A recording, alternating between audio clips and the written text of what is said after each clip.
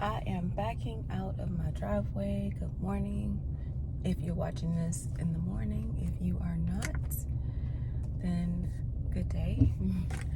I'm heading to the gym. It is now 4:49 a.m.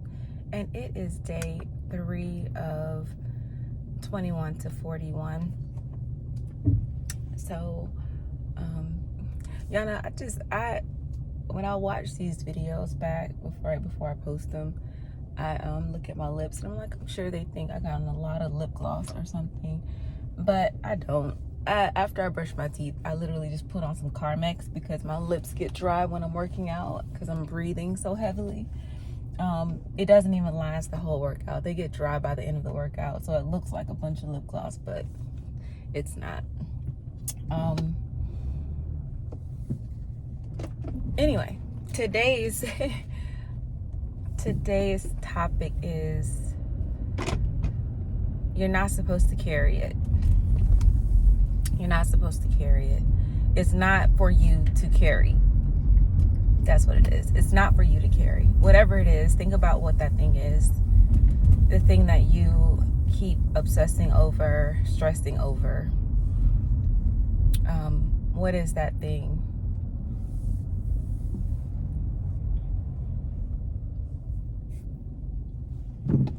It's not for you to carry. So, and I'm not just talking about negative situations. We'll start there, but I'm going to go somewhere else too with that. So, a lot of us think about the stresses and the worries that we have for our children. That's one thing. And wanting their experiences to be pleasant, to be comfortable, to solve all of their problems and their issues.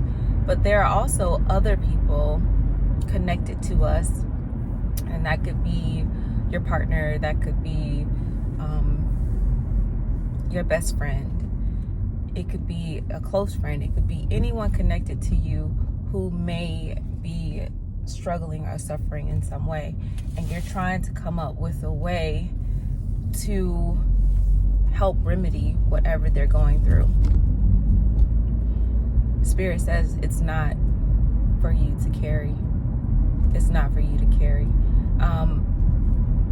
What feels natural for you, what God gives you to give them, that is what you give them. And I know it's weird to hear that because it's almost as weird to say it, but that's what I sensed this morning.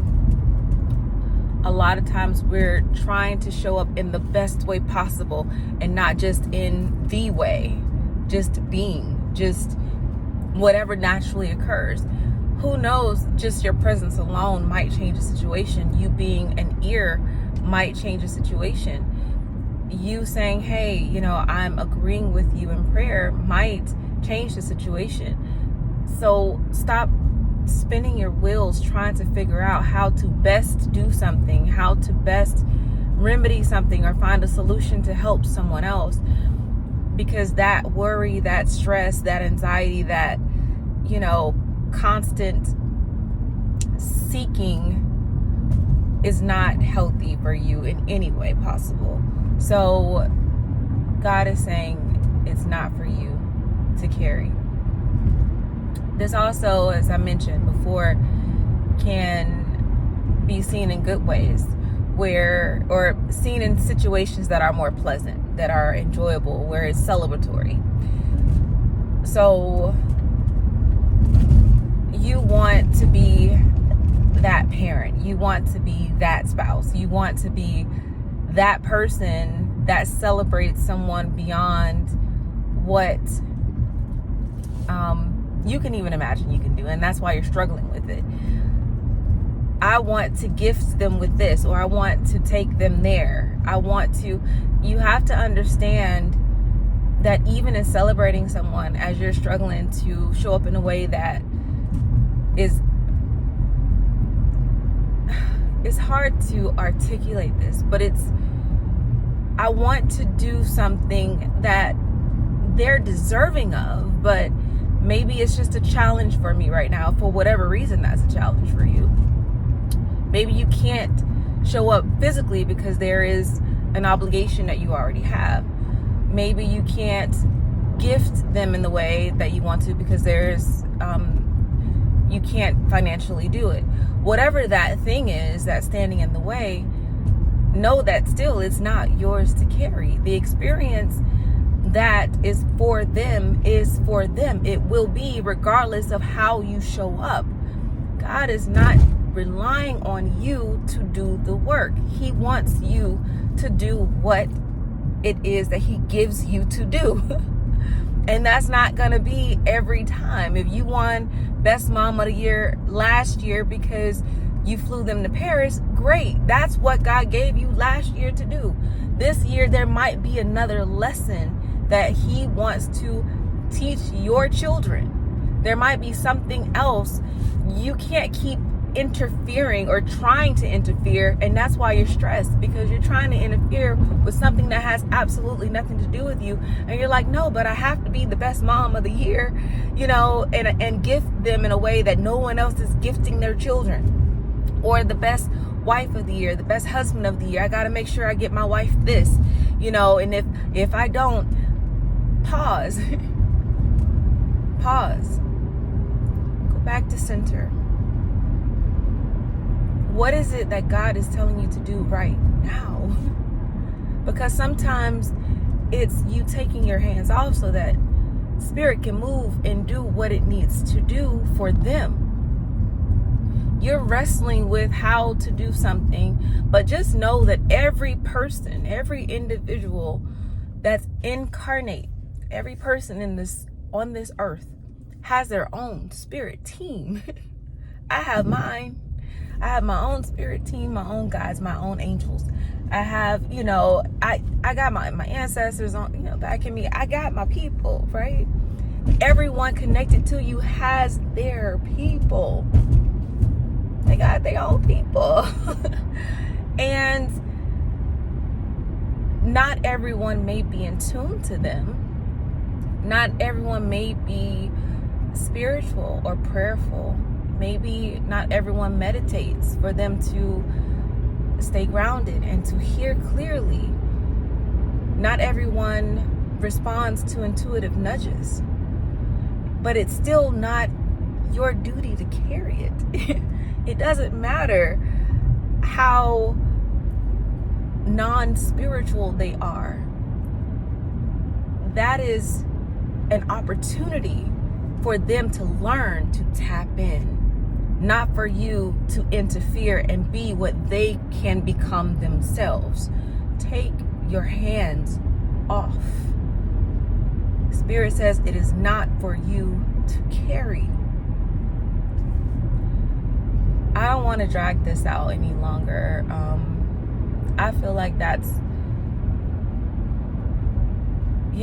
Oh, one more thing. Karma is real too.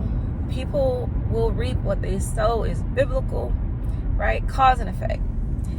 And sometimes you wanting to do something, you wanting to find a solution or a remedy for something, and you ignore the fact that some people have real karma, a karmic debt that they have to kind of pay in whatever way. It's not for you to judge them. You can still love them through that. And you don't have to, get in their face like, girl, that's your karma. Like, no, you don't have to do that. But sometimes you have to understand that you can't dig people out of the hole that they've created for themselves. You have to let that play out. Sorry, I just went through a little construction patch. But you have to let that play out. So you don't know, you think you know everything people do, even if you're like, that's my best friend, she tells me everything. You don't know, baby. And you think you know people's inner thoughts, like, oh, they definitely had good intentions. You don't know that either, but you want to know who knows it?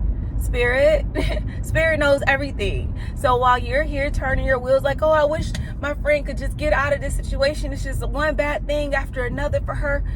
Yeah, you could pray for her, you could hold space for her, you could sit with her, you can visit with her if your spirit is up to it and not being drained by it.